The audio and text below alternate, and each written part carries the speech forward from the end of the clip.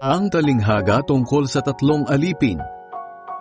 Habang nakikinig ang mga tao, ikinuwento ni Jesus sa kanila ang isang talinghaga. Dahil malapit na sila sa Jerusalem at ang akala ng mga tao ay makikita na nila ang paghahari ng Diyos. Sinabi ni Jesus, may isang kilala at mayamang tao na pumunta sa malayong lugar upang tanggapin ang autoridad bilang hari sa kanyang lugar. At pagkatapos nito'y babalik siya agad sa kanyang bayan. Bago siya umalis, tinawag niya ang 10 sa mga alipin niya at binigyan sila ng magkakaparehong halaga ng pera.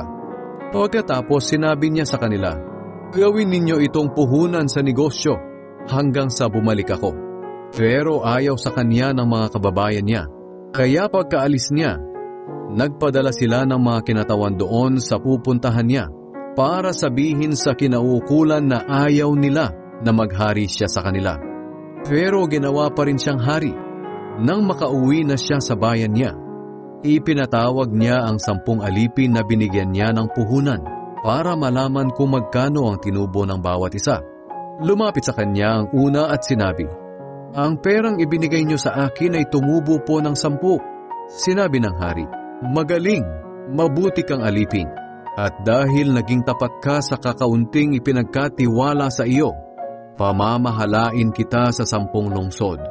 Lumapit ang ikalawa at nagsabi, ang pera po na ibinigay niyo sa akin ay tumubo ng 5. Sinabi ng hari, mamamahala ka sa 5 lungsod. Lumapit ang isa pang alipin at nagsabi, ito po ang pera ninyo.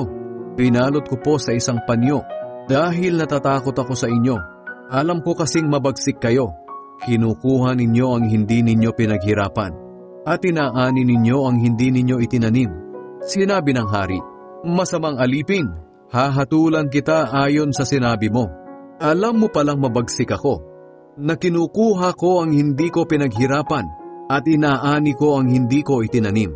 Bakit hindi mo na lang idineposito sa bangko ang pera ko para sa pagbalik ko ay makuha ko ito ng may tubo? Sinabi ng hari sa mga naroon, kunin niyo sa kanya ang pera at ibigay sa tumubo ng 10. Sinabi nila, kumita na po siya ng 10. Sumagot ang hari, tandaan ninyo, ang mayroon ay bibigyan pa. Ngunit ang wala kahit ang kaunting nasa kanya ay kukunin pa. Tungkol naman sa mga kaaway ko na ayaw pasakop sa akin bilang hari, dalhin niyo sila rito at patayin sa harap ko.